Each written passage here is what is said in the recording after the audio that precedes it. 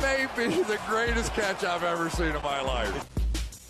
Alright guys, in this video we are going to be talking about T. Higgins. I know y'all are going to be very surprised with what y'all hear. Y'all are going to be so surprised on how high I am on T. Higgins. So the secret's out, we are going to be trying to buy him.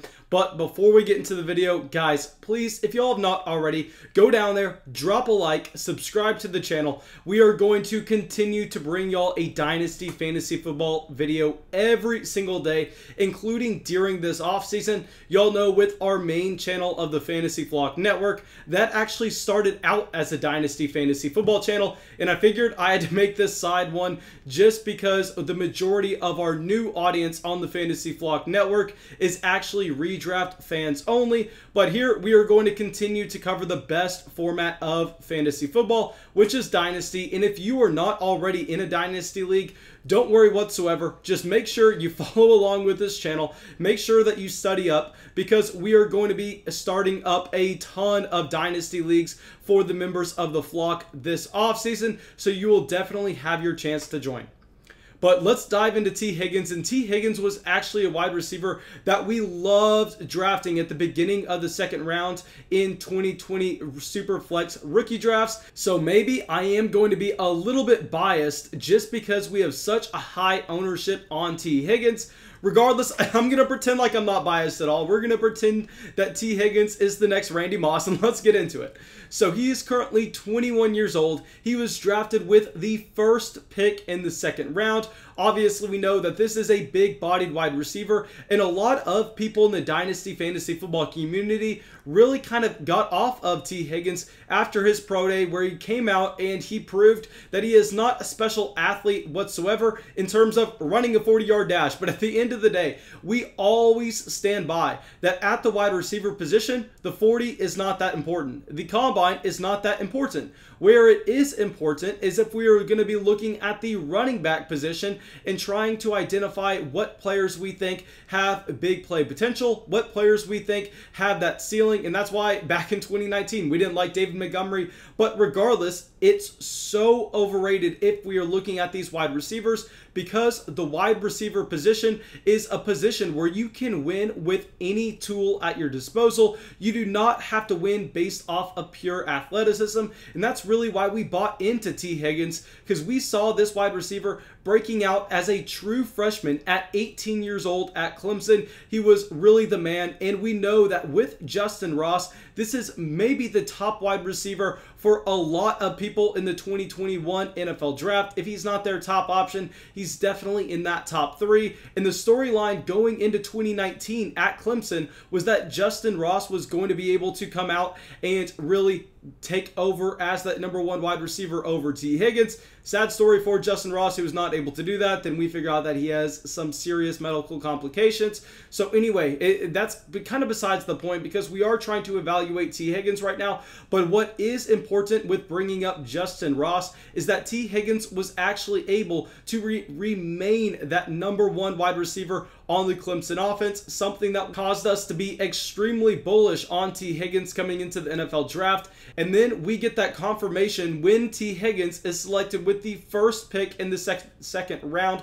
by the Cincinnati Bengals. Yes, I know that he's right there to being that first round pick. Regardless, it's kind of all the same when you are in that range. And what is so nice about this landing spot and what we identified right away is that AJ Green is playing under the franchise tag, and Joe Burrow is obviously going to probably be a Cincinnati Bengal for the next decade. And this is why I am so excited about T. Higgins. Is yes, we invested in him in our rookie drafts because we thought that he was going to be an emerging wide receiver in 2021 when we saw AJ Green on a different roster. Yet, what if I told you that AJ Green has stayed healthy for the entire season so far in 2020, and T. Higgins has actually came out, and with also another healthy Tyler Boyd, he has put up historic production for a rookie wide receiver. Now, if we go through and if we look at wide receivers that were selected in the top 2 rounds of the NFL draft, dating all the way back to 1998, I just cut it off there. That's when I was born. I figured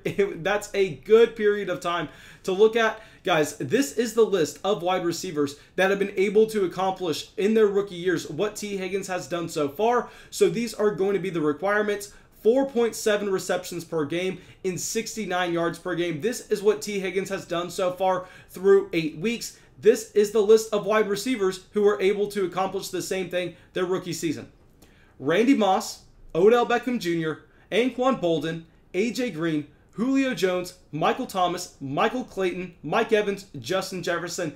End of list. I mean, we are looking at T. Higgins really being an alpha wide receiver as a rookie already, and this is in an offense that has some great other weapons. Obviously, we are looking at A.J. Green just being horribly inefficient, but A.J. Green has still been getting a very high snap share, as well as just overall way too many targets. So I think when we are projecting T. Higgins after this year, obviously we are going to be expecting him to grow with Joe Burrow in this offense. He's going to be stepping up as that #1 wide receiver target, if you want to say that he's not that already, because there are going to be a lot of targets to go to both Tyler Boyd and T. Higgins when we see A.J. Green depart from this offense. I would be very surprised if A.J. Green is a Cincinnati Bengal in 2021. And once that happens, guys, we are going to see T. Higgins really vault up to, I want to predict him as a top 36 startup pick. I think that if you want to go out and draft T. Higgins after this rookie season,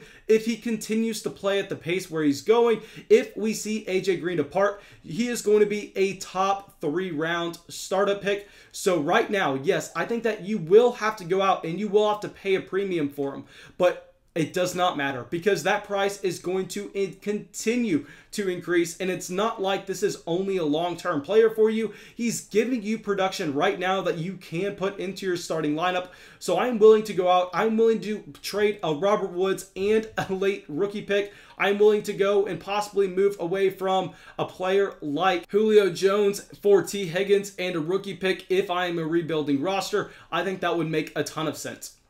But please let me know if y'all thought I was wrong about anything in this video. Please let me know what you think of T. Higgins in the comments below, because for this Dynasty Fantasy Football channel, I am definitely going to be reading those. And also, please let me know if you have any recommendations on anything I can do to make this channel better for y'all.